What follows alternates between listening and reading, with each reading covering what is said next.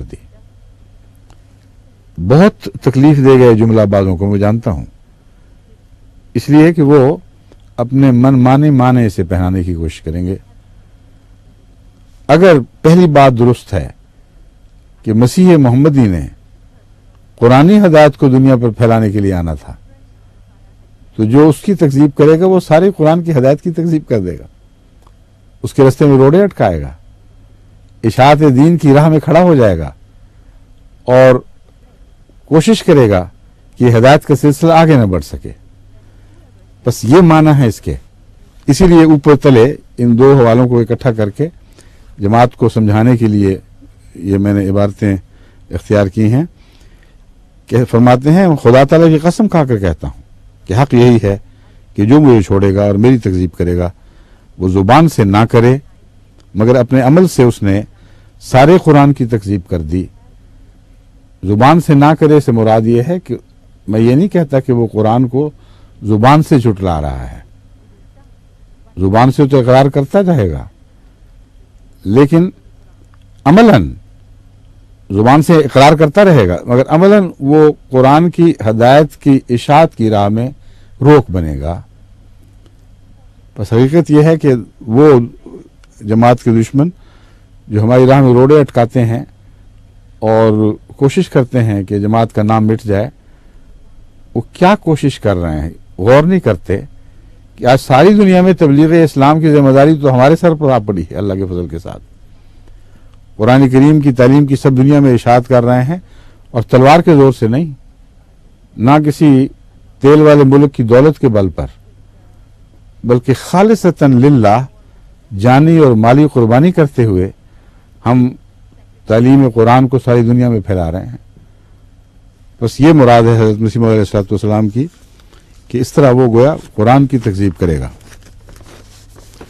حضرت مسیح علیہ السلام کی جو دوسری عبارتیں ہیں اس مضمون سے ملتی ہوئی، میں نے کہا تھا وہ نہیں آپ لائے، جس میں حضرت یہ بائبل کی متی کی انجیل سے ملتے جلتے پیغامات ہیں، الفاظ مسیح موعود علیہ السلام کے ہیں مگر جماعت کو انہی امور کی طرف توجہ دلائی ہے. وہ اس میں حوالے میں شامل نہیں رہا، وہ حوالہ پھر پیش کر دینا، رہ گیا معلوم ہوتا کہیں. اب دیکھیں، ایک طرف تو یہ جماعت احمدیہ کے دعوی ہیں، یہ کام ہیں جو دنیا میں کر رہے ہیں. کیا جرم ہے ہمارا؟ یہ کہ شدید سے شدید تعذیب یعنی دکھ دیے جانے کے باوجود لا الہ الا اللہ محمد رسول اللہ کہنے سے باز نہیں آ رہا ہے. ایک ایسا ملک بھی ہے دنیا میں جہاں کلمہ شہادت کو جرم قرار دے دیا گیا ہے، اور جرم بھی ایسا جو بعض لوگوں کے نزدیک اس لائق ہے کہ ایسے شخص کو قتل کر دیا جائے اور سولی پر چڑھا دیا جائے کہ اس زمانے میں یہ خدا کا نام لیتا ہے اور خدا کو واحد مانتا ہے اور محمد رسول اللہ کی تصدیق کر رہا ہے. حیرت کی بات ہے، ناقابل فہم ہے. مجھ سے ایک دفعہ جرمنی میں بعض جج اکٹھے ہوئے تھے جرمنی کی مختلف عدالتوں کے، مجھ سے سوال کرنے کے لیے کہ ہو کیا رہا ہے. مجھ سے انہوں نے پوچھا کہ یہ سمجھ نہیں آ رہی کہ کیا ہو رہا ہے، اس کی سزا کیوں ہے، ہمیں یہ سمجھائیے. لا الہ الا اللہ محمد رسول اللہ پڑھتے ہیں تو ان سے میں نے کہا صرف یہ بات نہیں ہے، ایک انقلاب آ گیا ہے دنیا میں ظلم کی تاریخ میں. اس انقلاب کو آپ نے دیکھا نہیں اور سمجھا نہیں. پہلے ہمیشہ اختلاف پر سزائیں دی جاتی تھیں، کبھی دنیا میں ظلم کی تاریخ میں تائید پر سزا نہیں ملی تھی. پاکستان کی تاریخ نے یہ ایک نیا انقلاب برپا کر دیا ہے ظلم کی تاریخ، ظلم کے موضوع میں، یعنی ظلم کے کتاب میں ایک نئے باب کا اضافہ کر دیا کہنا چاہیے. اب قانون یہ ہے کہ ہماری مخالفت کرو، کوئی حرج نہیں. جن چیزوں کو ہم سچا سمجھتے ہیں انہیں جھوٹا کہو، ہم تمہیں سینے سے لگا لیں گے. تم کہہ دو ہم غیر مسلم ہیں، تم کہہ دو خدا کے شریک ہیں، تم کہہ دو نعوذ باللہ محمد رسول اللہ سچے نہیں ہیں، آؤ اور ہمارے سینوں سے لگ جاؤ. یہ علماء نے اعلان کیا ہے، مان جاؤ یہ باتیں. تم ہمارے بھائی ہو، کوئی تعارض نہیں کریں گے. مگر اللہ کو ایک مانو ناقابل برداشت ہے یہ بات، ہمارے سینوں پہ آڑے چل جاتے ہیں. محمد رسول اللہ کی تصدیق ہم کیسے برداشت کر سکتے ہیں؟ اور عذر کیا تلاش کیا ہے؟ ایسا ناپاک، ایسا کمینہ، ایسا گندا کہ بیان کرتے ہوئے شرم آتی ہے. اس لیے ہم کہتے ہیں کہ تمہارے منہ پر یہ باتیں زیب نہیں دیتی اور ہمیں بری لگتی ہیں کہ ایسی بات ہے جیسے کسی فراغت خانے پر جہاں انسان حاجت روائی کے لیے اپنی حاجت پوری کرنے کے لیے جاتا ہے، اس پر پاک نام لکھ دیے جائیں. تم غلیظ لوگ ہو، تمہارے منہ پر اللہ کا نام نہیں آنا چاہیے کیونکہ یہ ہتک ہے. ایسی ناپاک بات ہے، ایسی بے وقوفوں والی اور جہالت والی بات ہے، اور لوگ سمجھ نہیں رہے.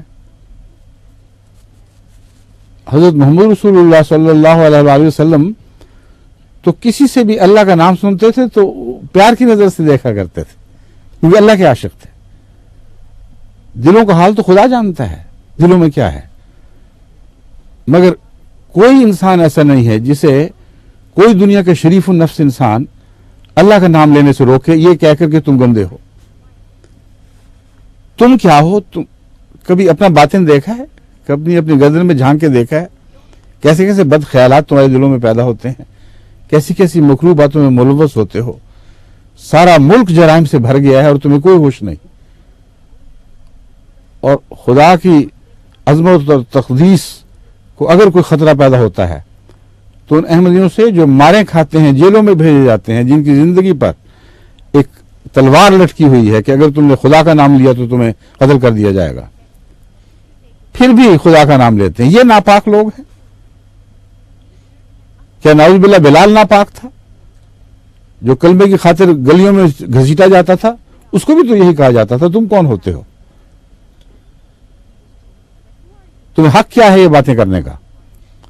بس حضرت محمد مصطفیٰ صلی اللہ علیہ وآلہ وسلم کی صداقت کی گواہی اگر کسی نے اپنے خون سے دی ہے، ایسی گواہی جس کے اوپر کوئی شریف النفس انسان اسے جھٹلا نہیں سکتا کیونکہ اس کے ساتھ قربانیاں شامل ہیں، تو وہ احمدیوں نے دی ہے.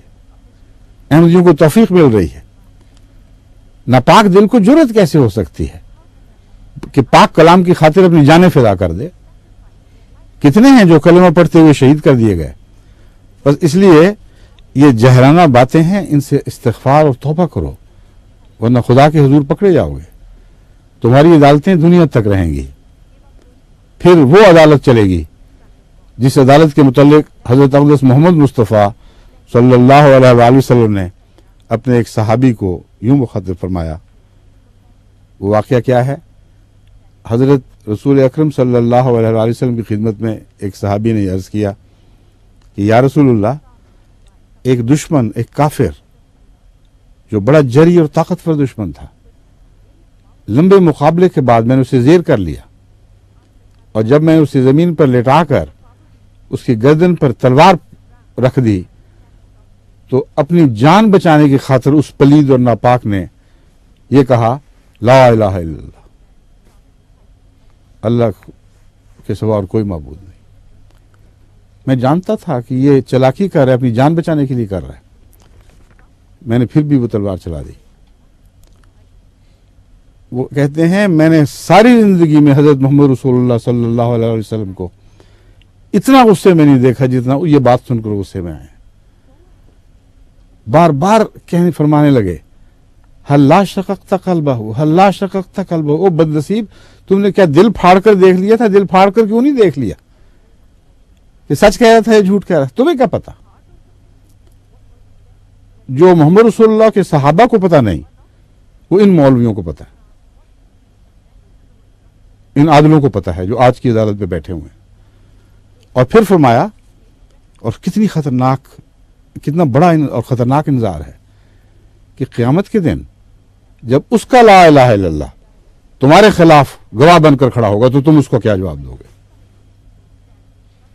یہ ہے ہمارے آقا و مولا حضرت اقدس محمد مصطفیٰ صلی اللہ علیہ وآلہ وسلم. اور آج ایک ملک ایسا بھی ہے بد نصیب، سانگر 16 جنوری اخبار میں خبر شائع ہوئی ہے کہ مکرم رشید احمد خان